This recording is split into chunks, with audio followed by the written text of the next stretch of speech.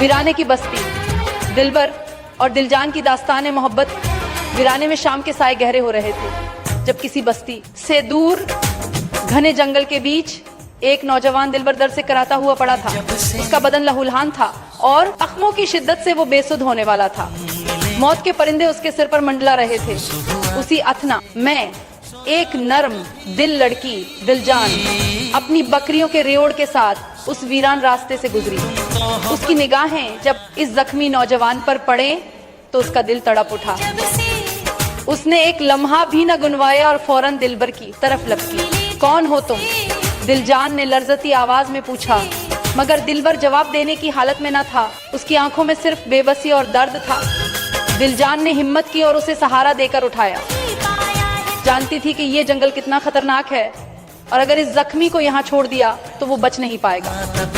ने अपनी पूरी ताकत सिर्फ कर दी और आहिस्ता आहिस्ता दिलबर को अपनी बस्ती की तरफ ले चली। दिलबर का बोझ उसके नाजुक कंधों पर था, मगर उसके दिल में रहम और मदद का जज्बा हर बोझ पर भारी था। बस्ती पहुंचकर दिलजान ने दिलबर की भरपूर खिदमत की। उसने जख्मों को साफ किया, मकामी जड़ी बूटियों से दवा दारू की और उसे आरामदेह जगह फराहम की। दिन रात वो दिलबर की तीमारदारी में मसरूफ रही। आहिस्ता आहिस्ता दिलबर के जख्म भरने लगे और इसके चेहरे पर जिंदगी की रौनक लौट आई।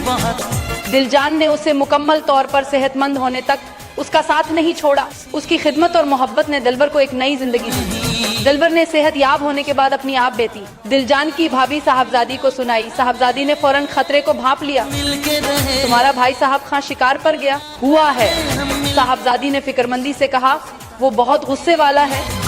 अगर उसे पता चल गया कि एक गैर मर्द हमारी बस्ती में है तो बड़ा फितना खड़ा हो जाएगा। बेहतर है कि दिलबर को यहाँ से रवाना कर दो, इससे पहले कि कोई बड़ा मसला हो। मगर उस वक्त तक दिलजान का दिल दिलबर के लिए धड़कने लगा था। उसने दिलबर की खिदमत करते हुए उसकी शराफत और कमजोरी को करीब से देखा था और उसके दिल में उसके लिए एक गहरी चाहत पैदा हो चुकी थी। वो नहीं चाहती थी कि दिलबर उसे छोड़कर जाए। मोहब्बत की जंजीरें उसे रोक चुकी थीं।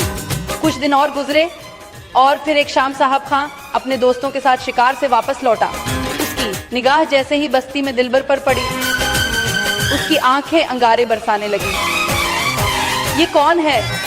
वो गजबनाक लहजे में गिर जा, और ये हमारी बस्ती में क्या कर रहा है? उसने दिलबर की मौजूदगी पर शदीद एतराज उठाए और उसे फौरन बस्ती से निकालने का फैसला कर लिया। साहब खान ने अपने ससुर मक्खन से इस बारे में बात की। उस शख्स को हमारी बस्ती से निकाल दिया जाए। साहब खान ने हुक्म दिया, लेकिन मक्खन ने दिलबर को उसकी शराफत और मेहनत की वजह से अपना मुलाजिम रख लिया था। मक्खन ने साहब खान के हुक्म को मुस्तरद करते हुए कहा, ये अब यहीं रहेगा, मैंने उसे काम पर रखा है।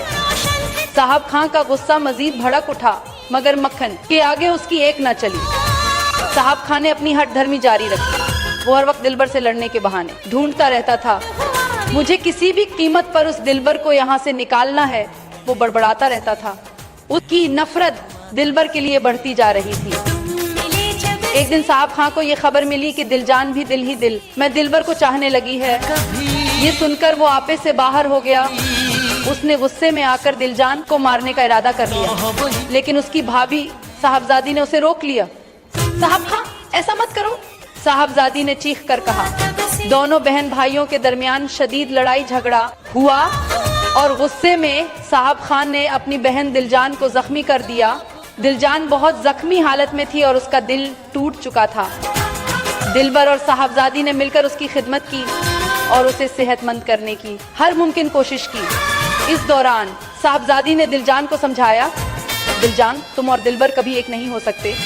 हमारे समाज, रस्म और रिवाज इस रिश्ते को कभी कबूल नहीं करेंगे। लेकिन दिलजान ने मजबूती से जवाब दिया, मैं दिलबर के साथ ही अपनी जिंदगी गुजारने का इरादा कर चुकी हूँ, चाहे कुछ भी हो। ये बात बिलाखिर मक्खन तक पहुंची।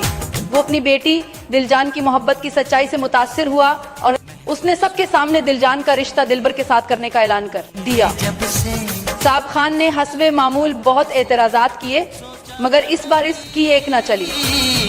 मक्खन का फैसला अटल था। साहब खान की नफरत दिलबर के लिए अब भी उरूज पर थी, मगर तकदीर का खेल निराला था। एक दिन साहब खां पर एक खूनख्वार जंगली जानवर ने हमला कर दिया। वो बुरी तरह जख्मी होकर जमीन पर गिर पड़ा। उसकी जिंदगी खतरे में थी। ऐसे में वही दिलबर जिसे वो अपनी बस्ती से निकालना चाहता था, उसकी मदद को पहुंचा।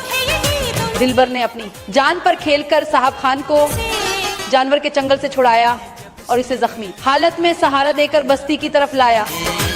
दिलबर की हिम्मत और शराफत साहब खान की जान बचाई।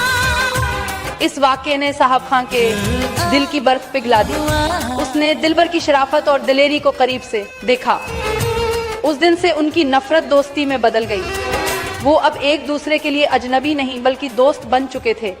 चंद दिनों के बाद साहब खान भी रजामंद हो गया और उसने दिलबर और दिलजान के रिश्ते को कबूल कर लिया। बस्ती के लोगों ने इस मोहब्बत और दोस्ती के हसीन इम्तिजाज को देखकर खुशी मनाई। दिलबर और दिलजान की शादी धूमधाम से हुई। उनकी मोहब्बत ने उस वीरान बस्ती में एक नई रूह फूंक दी। जो बस्ती कभी वीरान रहती थी, अब वहाँ खुशियों और तहखाओं की गूंज थी।